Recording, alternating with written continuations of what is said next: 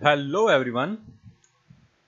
So first of all, very warm welcome to all of you on your own YouTube channel, that is First Step. So in today's session, we are going to discuss about BSc Physics first year, जो आपकी semiconductor devices book है उसका जो unit third है, transistor amplifier, that we are going to discuss about.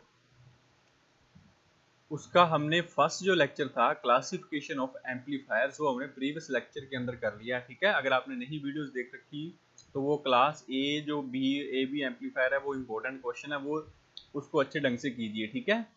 और आज जो unit third का आपका टॉपिक हमने यहाँ पे डिस्कस करना है वो है आपके पास फीडबैक, ठीक है। इम्पोर्टेंट टॉपिक है और एग्जाम में ये फीडबैक के ऊपर जो क्वेश्चन आते हैं ना वो directly indirectly number of ways से आते हैं, ठीक है।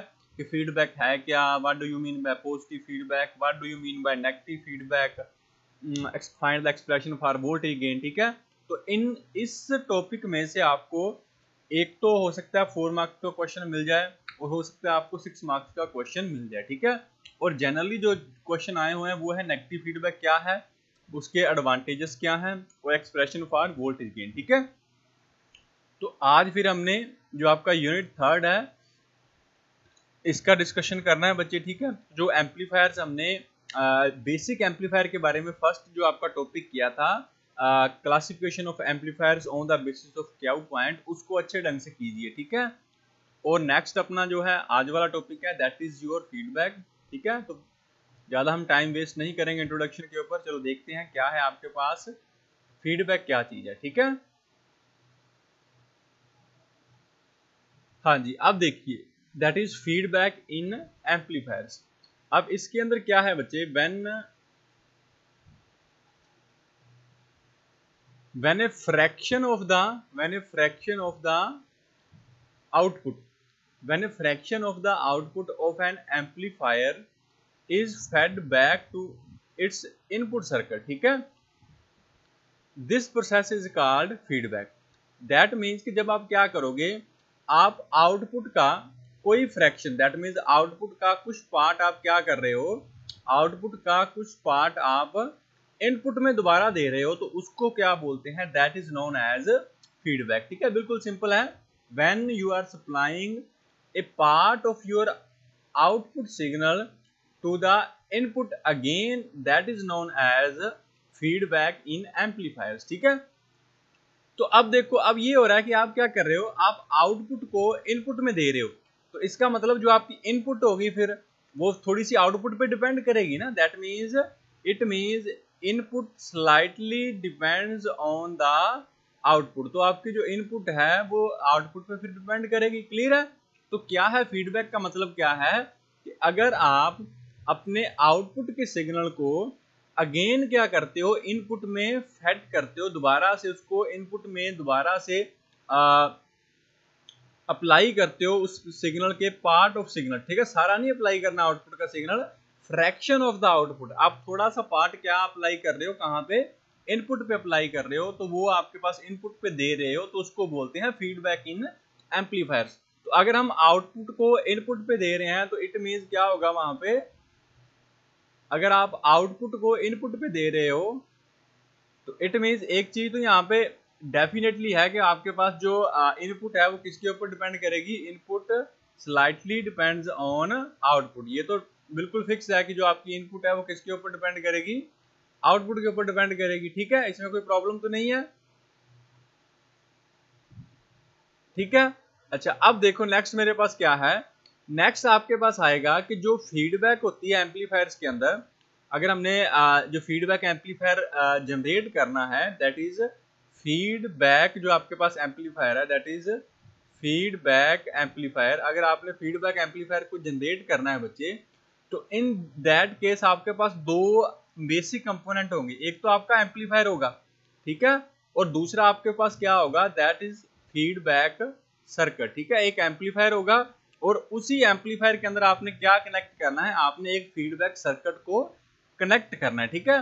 दूसरा हमने एम्पलीफायर बेसिक वर्किंग एम्पलीफायर की कर लिया है, हमने अभी तक ये नहीं किया कि कॉमन बेस एम्पलीफायर क्या होगा, कॉमन एमिटर एम्पलीफायर क्या होगा, वो डिस्कशन हम आगे करेंगे, ठीक है, नेक्स्ट लेक्चर के अंदर। कल वाला जो लेक्चर होगा वो एम्पलीफायर के ऊपर ही होगा, ठीक है। तो क्या है आपके पास, यहाँ पे मैं आपको थोड़ा सा ये देखो, अगर आपके पास ये है, एक तो आपके पास एम्पलीफायर है, ठीक है, दैट इज एम्पलीफायर आ गया आपके पास, और एम्पलीफायर में आपने क्या लगा रखा है, आपने एक फीडबैक सर्किट लगा रखा है, दैट इज फीडबैक सर्किट, ठीक है। तो यहाँ पे क्या होगा, आपने ये फीडबैक सर्किट लगा रखा है एम्पलीफायर के अंदर, और ये दोनों कंबाइनली ज्वाइंट होके क्या बनाएंगे आपके पास, अगर इन दोनों को आप इस तरह से कंबाइन कर दो, एम्पलीफायर और ये आपके पास जो फीडबैक सर्किट है, तो यहाँ से आपके पास क्या बन गया, ये आपका क्या बनेगा, दैट इज योर, ये आ गया आपका फीडबैक एम्पलीफायर, ठीक है। तो फीडबैक एम्पलीफायर के अंदर दो कंपोनेंट्स होंगे, एक तो एम्पलीफायर खुद होगा और एक जो फीडबैक सर्किट आप अप्लाई कर रहे हो वहां पे, ठीक है। तो ये आपके पास होता है फीडबैक एम्पलीफायर का बेसिक जो सर्किट होगा, स्ट्रक्चर जो होगा वो इस टाइप का होगा, क्लियर है। तो फीडबैक का मीनिंग क्या होगा कि जस्ट आपने पार्ट ऑफ द आउटपुट कहाँ पे देनी है, इनपुट पे देनी है, उसको आप बोलोगे दैट इज योर फीडबैक, ठीक है। अच्छा, अब नेक्स्ट देखो, अब जो बच्चे फीडबैक है ना, बेसिकली तो फीडबैक के आपके पास दो ही टाइप होते हैं, एक पॉजिटिव फीडबैक होगी और एक नेगेटिव फीडबैक होगी, ठीक है। लेकिन उसके अलावा जो आपकी फीडबैक है वो वोल्टेज के ऊपर डिपेंडेंट है, वोल्टेज के साथ वेरी कर रही है या करंट के साथ वेरी कर रही है, उसके बेसिस के ऊपर भी दो अनदर पार्ट आपके पास आते हैं। एक तो आता है आपके पास वोल्टेज फीडबैक आएगा और दूसरा आपके पास आएगा करंट फीडबैक, ठीक है। तो दो आपके पास पार्ट आ गए, एक वोल्टेज फीडबैक, ठीक है, और एक आपके पास करंट फीडबैक, ठीक है। अब देखो वन बाय वन, आपका पास वोल्टेज फीडबैक है, इसका मतलब क्या है, what is the meaning of voltage feedback. अब इसमें क्या है बच्चे कि अगर मान के चलो आपने जो सिग्नल इनपुट पे दिया है, ठीक है ना, यहाँ पे जो आपके पास अगर आपका जो फीडबैक सिग्नल है, that is if your feedback signal जो आपने अप्लाई किया है, ठीक है, वो आपके पास क्या है, your feedback signal is proportional to the output voltage, if feedback signal is proportional to the output voltage, अगर वो आउटपुट वोल्टेज के क्या है, प्रोपोर्शनल है, उसके ऊपर डिपेंडेंट है, तो उसको आप बोलोगे वो फीडबैक, दो आपने जो फीडबैक अप्लाई किया वो कौन सी है, that is your voltage feedback है, क्लियर है। लेकिन अगर ऐसा हो कि जो आपने यहाँ पे फीडबैक सिग्नल दिया है, अगर आपके पास ऐसा हो कि फीडबैक सिग्नल जो है आपका, if your feedback signal is proportional to जो आपके पास आउटपुट करंट है, ठीक है, is proportional to output current, तो उस केस में इट मीन्स कि जो आपने फीडबैक दी है ना वो कौन सी हो जाएगी, that is your current feedback, ठीक है ना। तो ये सम टाइम ये शॉर्ट जो क्वेश्चन बनते हैं इसमें से वोल्टेज फीडबैक किसे बोलते हैं, करंट फीडबैक क्या है, पॉजिटिव फीडबैक, नेगेटिव फीडबैक, तो इस टाइप के क्वेश्चंस भी एग्जाम के अंदर 2 मार्क्स के अंदर आ सकते हैं, तो इसको अच्छे ढंग से कर लेना। फीडबैक में भी वोल्टेज फीडबैक हो सकती है या करंट फीडबैक। वोल्टेज फीडबैक का मतलब क्या है कि जब आपने जो आपका फीडबैक सिग्नल अप्लाई किया था, ठीक है, जो आपका फीडबैक सिग्नल था, अगर वो आपके पास क्या है, प्रोपोर्शनल है आउटपुट वोल्टेज की, ठीक है, उसको आप क्या बोलोगे, वोल्टेज फीडबैक। लेकिन अगर वो प्रोपोर्शनल किसके है, जो आपके पास आउटपुट करंट है, उसको आप क्या बोलोगे, दैट इज करंट फीडबैक, ठीक है। आई होप सो क्लियर होगा, इसमें कोई डिफिकल्टी नहीं है, ठीक है। अच्छा, अब फिर उसके बाद में यहाँ पे दो केसेस बनते हैं, दीज आर इंपॉर्टेंट वन, कि जो आपका पॉजिटिव फीडबैक है उसका मतलब क्या है and what is the meaning of negative feedback, ठीक है। तो ये तो बेसिक था वोल्टेज फीडबैक और करंट फीडबैक, लेकिन पॉजिटिव फीडबैक और नेगेटिव फीडबैक को हमने डिटेल के अंदर स्टडी करना है। इसमें से आपको एग्जाम के अंदर 2 मार्क्स के अंदर क्वेश्चन मिल सकता है, what is the meaning of positive feedback, meaning of negative feedback, और 4 मार्क्स में भी आ सकता है, ठीक है।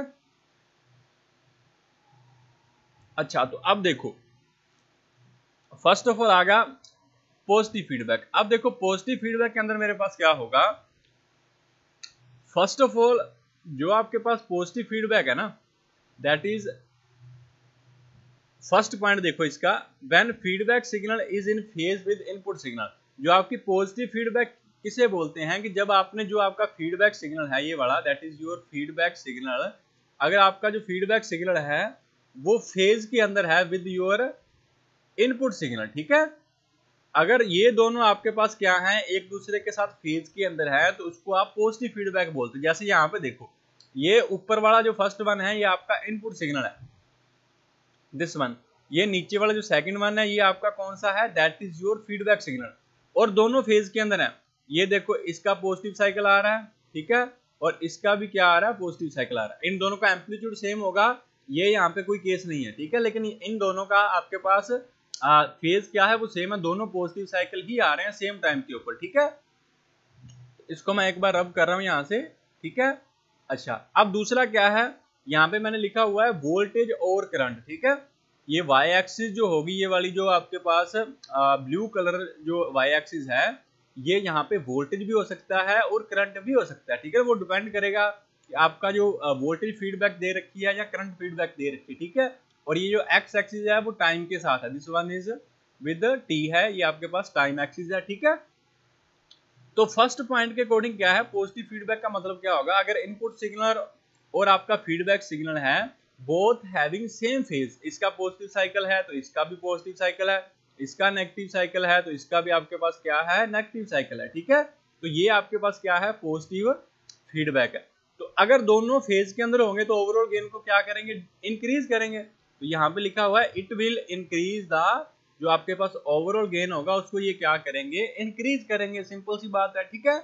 अच्छा, उसके बाद में क्या है, ये जो थर्ड पॉइंट है ना, that is very important point है, इसको अच्छे ढंग से अंडरस्टैंड कर लेना। That is less stable and low sensitivity, ठीक है। अब इस पॉइंट को आप किस तरह से अंडरस्टैंड कर सकते हो कि ये आपके पास लेस स्टेबल है और इसकी सेंसिटिविटी लो होती है। ये आपके पास बच्चे इसमें केस क्या है कि जो पॉजिटिव फीडबैक होती है ना, अगर मान के चलो आपके पास क्या है, ये जो कोई सिग्नल ऐसा है कि डिक्रीज हो रहा है, सपोज करो, ठीक है। तो पॉजिटिव फीडबैक का मतलब ये नहीं है, अब वैसे हम बोलते हैं कि किसी को पॉजिटिव फीडबैक देने का मीन्स क्या हो गया कि अब वो अच्छा काम कर रहा है, आप उसको फीडबैक दे रहे हो कि आपने अच्छा काम किया, ठीक है, बेटर किया और बेटर करोगे, गुड है, ठीक है, इस तरह से, तो वो उसको आप मोटिवेट कर रहे हो, दैट इज पॉजिटिव फीडबैक। लेकिन पॉजिटिव फीडबैक के अंदर ही इसके अलावा क्या है कि अगर कोई किसी वजह से उससे कोई अच्छा काम नहीं हो रहा, ठीक है, वो पहले से ही लो ऑन कॉन्फिडेंस है और आप उसके कॉन्फिडेंस को और डिक्रीज कर रहे हो, that is also positive feedback, ठीक है। इस केस के अंदर, इन सिग्नल्स के केस के अंदर, अगर ऐसा हुआ कि आपका जो सिग्नल है वो कंटिन्यूसली क्या कर रहा है, डिक्रीज कर रहा है, ठीक है ना, उसका एम्पलीट्यूड वगैरह क्या हो रहा है, डिक्रीज हो रहा है, तो पॉजिटिव फीडबैक क्या करेगी, उसको डिक्रीज हो रहा है उसको डिक्रीज होने देगी, उसको उठाएगी नहीं, that is why that is low sensitivity है, ठीक है ना, उसको लो सेंसिटिव है, ये पॉजिटिव फीडबैक जो होती है वो डिक्रीज हो रहा है, उसको डिक्रीज होने देगी। लेकिन एक टाइम ऐसा आएगा जब उसको लगेगा कि ये बिल्कुल ही डिक्रीज हो गया ना, तब क्या करेगी, तब उसको डिक्रीज करेगी ये, ठीक है ना। पहले तो रोकेगी नहीं उसको, अगर डिक्रीज हो रहा है तो डिक्रीज होने देगी, और बाद में क्या करेगी, उसको अगर कुछ करेगी भी तो उसको और डिक्रीज करेगी, that is your positive feedback, कि वो जिस साइड जाएगा ना आपका सिग्नल, उसी साइड ये काम करेगी। अगर आपका सिग्नल इंक्रीज हो रहा है, ठीक है ना, अगर आपका सिग्नल जो है उसका एम्पलीट्यूड इंक्रीज हो रहा है, तो पॉजिटिव फीडबैक क्या करेगी, उसके एम्पलीट्यूड को और इंक्रीज करने का काम करेगी, ठीक है ना। तो ये जो आपका सिस्टम है ना, उसको इक्विलिब्रियम पे रखने का काम नहीं करती, ये उसको इक्विलिब्रियम से दूर ही लेके जाती है, ठीक है ना। हमेशा क्या करेगी, सिस्टम को लेस स्टेबल ही करेगी, ठीक है। जैसे देखो यहाँ पे सिंपल सी चीज है, अगर मैं ये सिग्नल ड्रॉ करूंगा, मान के चलो आपके पास जो सिग्नल है वो कुछ इस टाइप का सिग्नल है, ये आपके पास आया, इनपुट सिग्नल आया, ठीक है, और ये आपके पास कोई फीडबैक वगैरह है, ये सपोज कर लो ये आपके पास कोई फीडबैक वगैरह दे रखी है, तो ये इस सिग्नल को क्या करेगी, ये सिग्नल अगर इंक्रीज हो रहा है, ठीक है ना, तो ये जो फीडबैक हमने अप्लाई कर रखी है ये इसको इंक्रीज करने का ही काम करेगी, इसको इंक्रीज करने का ही काम करेगी। लेकिन अगर ये सिग्नल डिक्रीज हो रहा है, ठीक है, तो उसको क्या करेगी, और डिक्रीज करेगी, ठीक है। तो इसको बोलते हैं पॉजिटिव फीडबैक, और ये कभी भी सिस्टम को इक्विलिब्रियम पे रखने का काम नहीं करती। अगर वो इंक्रीज हो रहा है उसको और इंक्रीज कर देगी, अगर वो डिक्रीज हो रहा है तो उसको और डिक्रीज कर देगी। तो इन दिस वे आपका सिस्टम स्टेबल नहीं रहेगा, तो उसको क्या कर देगी, ये लेस स्टेबल कर देगी, ठीक है। तो दैट इज वाई जो आपकी पॉजिटिव फीडबैक है वो हम कम ही यूज करते हैं, क्योंकि वो सिस्टम को क्या कर देती है, लेस स्टेबल कर देती है। ठीक है, क्लियर है? आई होप सो क्लियर होगा। इसको किस वे से अंडरस्टैंड करना है, ठीक है, लिखना वगैरह तो है ही नहीं, जस्ट अंडरस्टैंडिंग रखो इसकी। अब नेक्स्ट क्या है, यूज्ड इन ऑसिलेटर्स। अब इसको एम्पलीफायर्स के अंदर कम यूज करते हैं, इसको ऑसिलेटर्स वगैरह के अंदर हम इस पॉजिटिव फीडबैक को क्या करेंगे, यूज करेंगे। ठीक है, अब ऑसिलेटर वगैरह हमारा 4th यूनिट है, जब करेंगे तब वहां पे एक्सप्लेन करेंगे ऑसिलेटर वगैरह क्या है। ठीक है, अच्छा लास्ट पॉइंट क्या है, this positive feedback is also known as regenerative feedback. इसको रीजनरेटिव भी बोलते हैं, क्योंकि ये क्या कर रही है, जैसे देखो अगर आपके पास गेन वगैरह है उसको इंक्रीज कर रही है, दैट इज वाई इसको रीजनरेटिव बोल देते हैं। जहां अगर आपके पास सिग्नल इंक्रीज हो रहा है तो ये और एम्पलीफाई कर देगी, डिक्रीज हो रहा है तो उसको और डिक्रीज कर देगी। गेन तो इंक्रीज होगा लेकिन एम्पलीफाई तो करेगी, लेकिन किसी भी पॉजिटिव साइकिल हो सकता है वो उसको और पॉजिटिव कर दे, अगर वो नेगेटिव में जा रहा है उसको और नेगेटिव कर दे। ठीक है ना, तो उस सिग्नल को रीजनरेट कर देती है। ठीक है ना, थोड़ा सा पुश कर देती है, अगर वो इंक्रीज हो रहा है तो और इंक्रीज, अगर वो डिक्रीज हो रहा है तो और डिक्रीज कर देगी। तो दैट इज वाई इसको क्या बोलते हैं, इसको रीजनरेटिव फीडबैक भी बोलते हैं। ठीक है, तो ये आपके पास क्या है, that is your positive feedback. जैसे यहाँ पे देखो, ये आपके पास पहले क्या था, that is your input signal था, this one that is input signal. ये जो आपका इनपुट सिग्नल था, ये सेकंड केस जो था ये आपका फीडबैक सिग्नल था। अब ये दोनों फेज के अंदर है तो आपका ओवरऑल जो गेन है वो क्या होगा, इंक्रीज होगा। ये देखो यहाँ पे ये जो एम्पलीट्यूड है इस सिग्नल का वो उन ऊपर वाले सिग्नल से ज्यादा है, तो ये आपके पास क्या हो गया, जो रिजल्टेंट सिग्नल आया है उसका एम्पलीट्यूड क्या हो गया, इंक्रीज हो गया। दैट मीन्स आपका सिग्नल जो है वो क्या दे रहा है, हाई गेन प्रोवाइड करवाएगा। ठीक है, तो इसको बोलते हैं पॉजिटिव फीडबैक। अगर आपके पास जो इनपुट सिग्नल है और जो फीडबैक सिग्नल है दोनों सेम फेज के अंदर है तो उसको पॉजिटिव फीडबैक बोलते हैं। और पॉजिटिव फीडबैक के कारण क्या होगा, गेन इंक्रीज होगा, बट सिस्टम क्या हो जाएगा, लेस स्टेबल हो जाएगा। इसीलिए इसको आप एम्पलीफायर्स के अंदर नहीं यूज करते, इसको ऑसिलेटर्स के अंदर यूज करते हैं। इसका सेकंड नेम क्या है, रीजनरेटिव फीडबैक। ठीक है, आई होप सो क्लियर होगा, कोई कंफ्यूजन नहीं होगी। ठीक है, और ये आपका पॉजिटिव फीडबैक कंप्लीट हो चुका है। ठीक है, ये डायग्राम अगर आपने एग्जाम के अंदर करना है। अब जो नेक्स्ट है आपके पास वो क्या है, नेक्स्ट वन जो है आपके पास that is your negative feedback. ठीक है, अब देखो नेगेटिव फीडबैक के अंदर मेरे पास क्या होगा, हाँ जी ये है that is your negative feedback.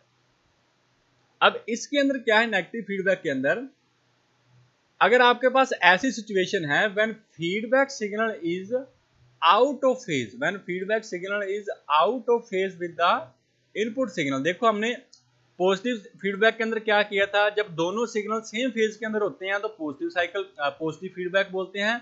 लेकिन जब दोनों सिग्नल आपके पास आउट ऑफ फेज होते हैं तो उसको क्या बोलते हैं, उसको आप बोलोगे नेगेटिव फीडबैक। ठीक है, जैसे ये देखो यहाँ पे ये आपके पास इनपुट सिग्नल है, this one that is your input signal, ये इसका पॉजिटिव साइकिल आ रहा है। ये देखो ये आपका कौन सा साइकिल है, that is your positive cycle है, ये वाला जो है ये पॉजिटिव साइकिल है। लेकिन इसी टाइम पीरियड के अलोंग जो आपका फीडबैक सिग्नल है उसका साइकिल देखो कौन सा आ रहा है, उसका साइकिल है बच्चे नेगेटिव साइकिल है। ठीक है, आई होप सो क्लियर होगा। ठीक है, तो ये आउट ऑफ फेज चल रहे हैं, दैट इज वाई ये आपके पास क्या है, यहाँ पे इन दोनों के कॉम्बिनेशन से जो फीडबैक बनेगी वो आपके पास कौन सी होगी, that is your negative feedback. ठीक है ना, बस सिंपल सा मीनिंग है। पॉजिटिव फीडबैक के अंदर दोनों सिग्नल फेज के अंदर होंगे, नेगेटिव फीडबैक के अंदर दोनों सिग्नल आउट ऑफ फेज होंगे। ठीक है, तो अगर आउट ऑफ फेज होंगे तो ओवरऑल गेन तो डिक्रीज होगा, it will decrease the gain, ये गेन को क्या करेगी, डिक्रीज करेगी। लेकिन थर्ड पॉइंट देखो, ये आपके पास क्या है, this one is more stable, वहां पे वो लेस स्टेबल था, मोर स्टेबल एंड हाईली सेंसिटिव। ठीक है, अब इसका मीनिंग आप किस तरह से अंडरस्टैंड करोगे, इसका मीनिंग सेम है। जैसे पॉजिटिव फीडबैक क्या काम कर रही थी कि अगर कोई डिक्रीज चल रहा है, कोई सिग्नल डिक्रीज हो रहा है तो वो उसको डिक्रीज होने देगी, कुछ नहीं करेगी। जब वो बिल्कुल डिक्रीज हो जाएगा ना फिर वो क्या करेगी, उसको और डिक्रीज करेगी। ठीक है ना, अगर कोई डूब रहा है तो उसको और डुबाने का काम करेगी वो। ठीक है, लेकिन जो नेगेटिव फीडबैक है ना ये क्या करती है कि अगर आपका सिग्नल जो है वो डिक्रीज हो रहा है तो उसको क्या करेगी, थोड़ा सा भी डिक्रीज हुआ ना तो उसको उठा के फिर सेंटर पे लेके आने का काम करेगी। ठीक है, वो फिर डिक्रीज होगा तो उसको फिर सेंटर पे लेके आने का काम करेगी।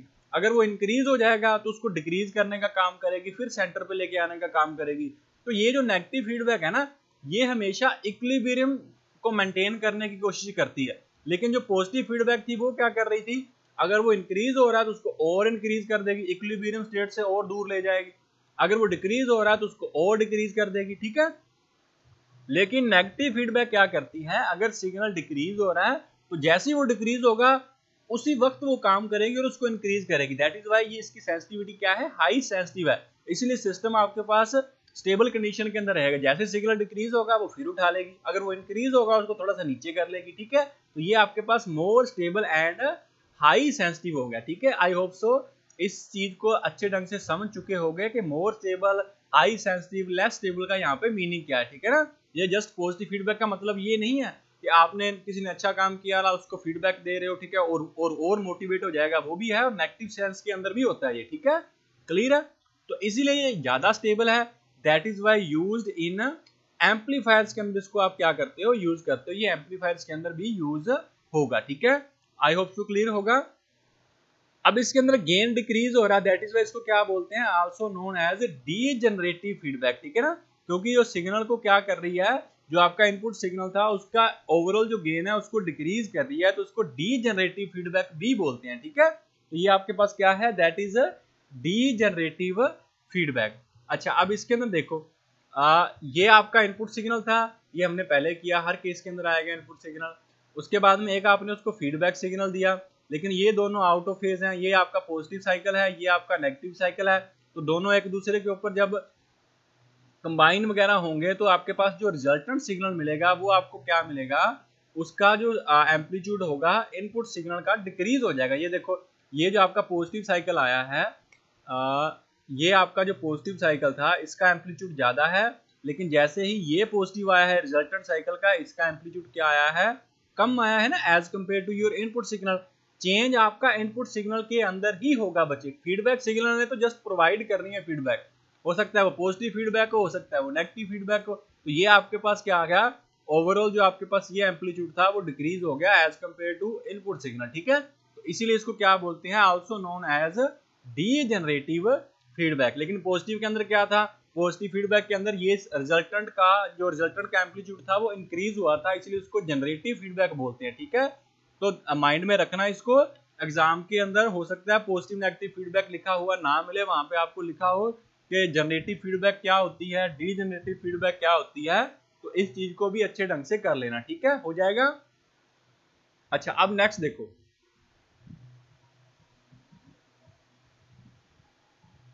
Next question is very important, exam में बहुत बार पूछा गया है, एडवांटेजेस ऑफ नेगेटिव फीडबैक, और वो हमने पहले डिस्कस कर लिया, कोई इतनी ज्यादा डिफिकल्ट तो है नहीं, ठीक है। अब इसके अंदर क्या है, it increase the stability of the gain. हमने देख लिया कि नेगेटिव फीडबैक क्या करेगा, वो स्टेबिलिटी जो है गेन की इंक्रीज कर देता है। बिकॉज नेगेटिव फीडबैक का काम क्या है, अगर कोई डिक्रीज होने लगेगा तो उसको फिर उठाने का काम करेगी, ठीक है। अगर कोई इंक्रीज होने लगेगा उसको भी बैलेंस करने का काम करेगी। तो ये गेन को स्टेबल करके रखती है एक ही पोजीशन के ऊपर, ठीक है ना, चाहे वो पहले से कम हो लेकिन एक ही पोजीशन के ऊपर फिक्स करके रखती है, ठीक है। नेक्स्ट आ गया, इट रिड्यूसेस एम्पलीट्यूड डिस्टॉर्शन। क्योंकि हमें पता है कि अगर आपका, क्योंकि जो आपका पॉजिटिव फीडबैक होती है वो आपके पास क्या है, अनस्टेबल होती है। अगर थोड़ा सा एकदम से इंक्रीज हो गया, डिक्रीज हो गया तो डिक्रीज हो जाएगा, इंक्रीज हुआ तो इंक्रीज हो जाएगा। लेकिन इसके अंदर ऐसा नहीं है, अगर वो सिग्नल डिक्रीज होने लगेगा तो उसको फिर से उठाने का काम करता है ये नेगेटिव फीडबैक, ठीक है। तो उसके कारण एम्पलीट्यूड के अंदर जो वेरिएशंस हैं, जो डिस्टॉर्शन है, वो क्या हो जाएंगे, फिर डिक्रीज हो जाएंगी ना। तो that is why it reduces the amplitude distortion, जो है वो उसको डिक्रीज करेगी, ठीक है, रिड्यूस करेगी, ये भी सिंपल है। उसके बाद में थर्ड पॉइंट है, it increase the band width of your amplifier, ठीक है।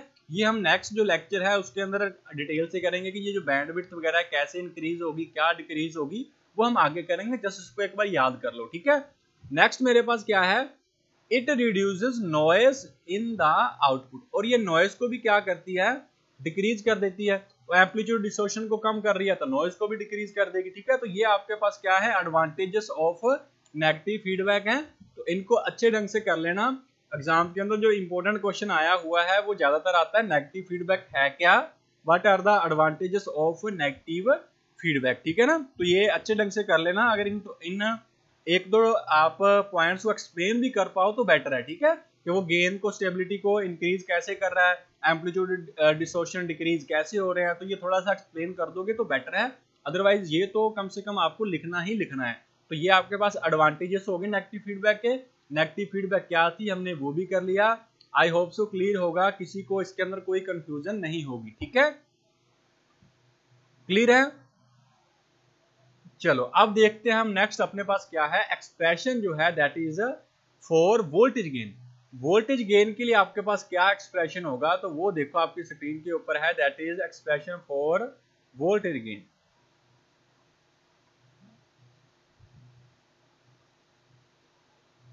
ठीक है, अब देखो यहां पे मेरे पास क्या है एक्सप्रेशन फॉर वोल्टेज गेन के अंदर।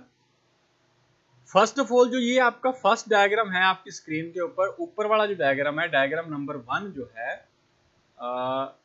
ये जो आपका डायग्राम है दिस वन, ये डायग्राम आपका फर्स्ट डायग्राम है, ठीक है। इस डायग्राम के अंदर देखो आपके पास क्या है, हमने यहाँ पे जो सिग्नल अप्लाई करना है उस सिग्नल को Vs लिखा हुआ है, दैट इज द जो इनपुट सिग्नल आपने अप्लाई करना है उसकी वोल्टेज क्या है Vs है। ये जो Vs लिखी हुई है ना, ये आपके पास क्या है, that is your input voltage है, that is input signal voltage, ठीक है। ये आपके पास इनपुट सिग्नल वोल्टेज होगी ये वाली आपके पास, ठीक है। लेकिन हमने इसको Vs को यहाँ पे Vi लिखा हुआ है, ये देखो यहाँ पे Vi लिखा हुआ है। ये बस Vi का मतलब क्या है, Vi का मीनिंग होता है जो इफेक्टिव इनपुट वोल्टेज क्या है, कि जो एम्पलीफायर तक कितनी वोल्टेज रीच करेगी। क्योंकि सम टाइम क्या होगा, अगर आपने फीडबैक प्रोवाइड करवा रखी है तो ये इफेक्टिव वोल्टेज चेंज हो जाती है। अब यहाँ पर ये जो फर्स्ट डायग्राम है ये आपका विदाउट फीडबैक है, ये जो फर्स्ट डायग्राम है ये आपके पास that is your without feedback है। तो माइंड में रखना फर्स्ट डायग्राम जस्ट क्या है, विदाउट फीडबैक। यहाँ पे हमने कोई फीडबैक अप्लाई नहीं कर रखी, ठीक है, ये विदाउट फीडबैक है। उसके बाद में ये एम्पलीफायर आ गया जिसका वोल्टेज गेन आपके पास क्या है, ए है, और यहाँ से हमने आउटपुट यहाँ से गेन कर ली। वो आउटपुट क्या है, वो आपके पास वी नोट क्या है, आउटपुट है, ठीक है। तो वो कुछ मैंने वैल्यूज वहां पे दूसरी साइड लिखी हुई हैं, वो देखो आपके पास क्या है। पहले तो ए क्या है, ए जो आपके पास है that is the voltage gain without feedback है। ए जो है वो वोल्टेज गेन विदाउट फीडबैक है। ये पहला डायग्राम हम इसकी स्टडी कर रहे हैं, तो इसका वोल्टेज गेन क्या आएगा, वो विदाउट फीडबैक है। इसके अंदर हमने फीडबैक लगा ही नहीं रखी, ठीक है। फीडबैक कैसे लगेगी, यहाँ से आउटपुट से कोई आपको वायर वगैरह सिग्नल वगैरह यहाँ पे कनेक्ट करना है तो वो फीडबैक सर्किट हो जाएगा, ठीक है। अच्छा, तो फिर गेन क्या आएगा, गेन होता है output voltage divide by input voltage. तो आउटपुट वोल्टेज देखो बच्चे वी नोट थी, ठीक है, यहाँ पे मैं दोबारा लिख देता हूँ। आउटपुट वोल्टेज आपके पास क्या है, आउटपुट वोल्टेज आपके पास थी वी नोट, आउटपुट वोल्टेज थी वी नोट, और इनपुट वोल्टेज यहाँ से देखोगे तो Vs थी। लेकिन Vs और Vi दोनों सेम ही है ना, क्योंकि इसके अंदर आपने कोई फीडबैक तो दे नहीं रखी। जो Vs होगी वही आपके पास क्या होगी, Vi होगी। इसीलिए इसको हमने क्या लिखा है यहाँ पे, इसको लिखा है A की वैल्यू क्या आएगी, V note divide bye Vi आएगा। तो वो देख लो आपके पास V नोट क्या है, वो मैंने पहले बोल दिया कि आपका V नोट क्या है, that is your output voltage, वो तो आउटपुट वोल्टेज है। और Vi क्या है, वो है इफेक्टिव इनपुट वोल्टेज, कि जो एम्पलीफायर तक इफेक्टिव वैल्यू क्या रीच करेगी। हो सकता है आपने 10 वोल्टेज यहाँ पे सिग्नल अप्लाई किया, लेकिन बाय एनी मींस वो यहाँ तक 9 ही रीच करे, तो वो इफेक्टिव वोल्टेज है, ठीक है। लेकिन अगर आपने फीडबैक नहीं दे रखी तो जितनी Vs होगी उतनी ही क्या होगी, Vi होगी। वो देखो यहाँ पे लिखा हुआ है। तो that is why output voltage क्या आएगी, और सॉरी गेन क्या आएगा, output voltage divide by input voltage. और इनपुट में मैंने क्या लिखा है, Vi लिखा है, जिसका मीनिंग होता है इफेक्टिव इनपुट वोल्टेज, ठीक है। अच्छा, ये हमने कर लिया विदाउट फीडबैक के लिए। अब जो सेकंड डायग्राम है उसको देखो, वो है आपका विद फीडबैक के लिए। अब फीडबैक के लिए हमने क्या किया, वही ऊपर वाला डायग्राम है, जस्ट हमने थोड़ा सा यहाँ पे चेंज कर दिया। ये आपका एम्पलीफायर है जिसका वोल्टेज गेन क्या है, ए है। ये उसकी आउटपुट वोल्टेज क्या थी, वी नोट थी। हमने क्या किया, हमने इसके इन बिटवीन इसके साथ क्या ज्वाइन कर दिया, एक फीडबैक सर्किट। ये आपका क्या है, दैट इज योर फीडबैक, ये आपका फीडबैक सर्किट है। जैसे आपको स्टार्टिंग में हमने करवाया है कि अगर आपने फीडबैक एम्पलीफायर लेके आना है तो एक तो एम्पलीफायर होगा, ये हमने एम्पलीफायर लगा दिया, और एक फीडबैक सर्किट होगा, और आपका फीडबैक सर्किट है ये वाला, ठीक है। तो अब आपने यहाँ पे क्या करना है, ये आपका फीडबैक सर्किट हो चुका है। अब यहाँ पे क्या करोगे आपने क्या करना है, यहाँ से जो आपका सिग्नल है, जो आपके पास आउटपुट सिग्नल है, उसको हमने किसके अंदर दे दिया, ये आपका फीडबैक नेटवर्क है, यहाँ पर दे दिया। दूसरे टर्मिनल को भी दोबारा यहाँ पे कनेक्ट कर दिया इसके साथ। अब यहाँ से कुछ फीडबैक है वो कहाँ जाएगी, इस दूसरी साइड से हमने इनपुट के अंदर दे रखी है। ये देखो यहाँ से ये जो आपके पास ये लाइन है ये कहाँ पे कनेक्ट कर दी हमने, ये इनपुट वाली लाइन के साथ कनेक्ट कर दी, ये यहाँ पे कनेक्ट कर दी। और ये जो लाइन है ये हमने कहाँ कनेक्ट कर दी है, हमने दैट इज VI के साथ यहाँ पे कनेक्ट कर रखी है। ठीक है, क्लियर है। इसको हमने यहाँ पे कनेक्ट कर दिया, तो इट मीन्स ये आपका जो फीडबैक सर्किट है वो हमने इनपुट के अंदर क्या कर दिया, कनेक्ट कर दिया। ठीक है ना, तो इट मीन्स यहाँ से जो भी आपके पास सिग्नल होगा, मान के चलो ये कोई आपका आउटपुट के अंदर ये सिग्नल आया, ठीक है, अब इस आउटपुट के सिग्नल का कुछ पार्ट कहाँ पे चला जाएगा, इस सिग्नल में यहाँ पे आ जाएगा। ठीक है, कुछ पार्ट का मतलब है उसमें से कुछ पार्ट यहाँ पे आ जाएगा। ठीक है, अब वो देखो इस पार्ट को आप अंडरस्टैंड कैसे करोगे, ऐसे मान के चलो मेरे पास जो आउटपुट वोल्टेज थी वो मान के चलो वो 10 वोल्टेज थी। ठीक है, आउटपुट जो थी वो मान के चलो 10 वोल्ट मेरे पास आउटपुट वोल्टेज आई है। ठीक है, लेकिन जो 10 वोल्ट की 10 वोल्ट तो इनपुट में नहीं जाएगी, फीडबैक जो नेटवर्क है वो क्या करेगा, 10 वोल्ट का कुछ पार्ट ही जाएगा इनपुट के अंदर। ठीक है ना, तो उसको कितना पार्ट जाएगा वो डिपेंड करता है बीटा के ऊपर। ठीक है ना, तो देखो मेरा बीटा क्या होता है, बीटा होता है फीडबैक फ्रैक्शन। ये रहा आपके पास बीटा क्या है, that is your feedback fraction. और जो भी आप फीडबैक सर्किट लगाओगे हर एक सर्किट का अपना अपना एक बीटा होगा। ठीक है, तो इट मीन्स कि जो आपके पास फीडबैक वोल्टेज होगी वो क्या होगी, जो भी फीडबैक वोल्टेज है वो किसके इक्वल होगी, वो बीटा टाइम्स क्या होगी, वी नॉट। वी नॉट का मतलब आउटपुट वोल्टेज। जैसे मान के चलो अगर फीडबैक फ्रैक्शन है, बीटा की वैल्यू है 1/2, कि अगर बीटा आपके पास हाफ है, ये 1 से ऊपर कभी नहीं हो सकता, 1 से नीचे ही होगा। अगर बीटा क्या है कि आपका हाफ सिग्नल क्या आ जाएगा फीडबैक के अंदर, और वी नॉट की वैल्यू क्या है 10 है, तो इसको कट करोगे तो आपके पास फीडबैक वोल्टेज कितनी आ गई, 5 वोल्टेज। तो इट मीन्स 10 वोल्टेज में से इनपुट के अंदर कितनी वोल्टेज जाएगी, आपके पास जाएगी 5 वोल्ट जो है वो इनपुट के अंदर चली जाएगी। ठीक है, आई होप सो क्लियर होगा, इसमें कोई कंफ्यूजन नहीं होगी किसी बच्चे को। ठीक है, क्लियर है। तो इसको मैं यहाँ से फिर रब कर देता हूँ, तो ये आपके पास आ गया किस वे से आप इस चीज को जनरलाइज करोगे। क्लियर है, तो इट मीन्स फीडबैक वोल्टेज और इनपुट जो आउटपुट वोल्टेज है उसके अंदर रिलेशन क्या होगा, VF is equal to beta V naught, और वो यहाँ पे भी लिखा हुआ है VF is equal to beta V naught. Clear है, तो ये इतनी वोल्टेज कहाँ जाएगी, इनपुट के अंदर जाएगी। क्लियर है, तो ये VF यहाँ पे क्या है, VF का बच्चे मीनिंग है that is your VF is feedback voltage. ये आपके पास कौन सी वोल्टेज है, that is your feedback voltage होगी। आई होप सो क्लियर है।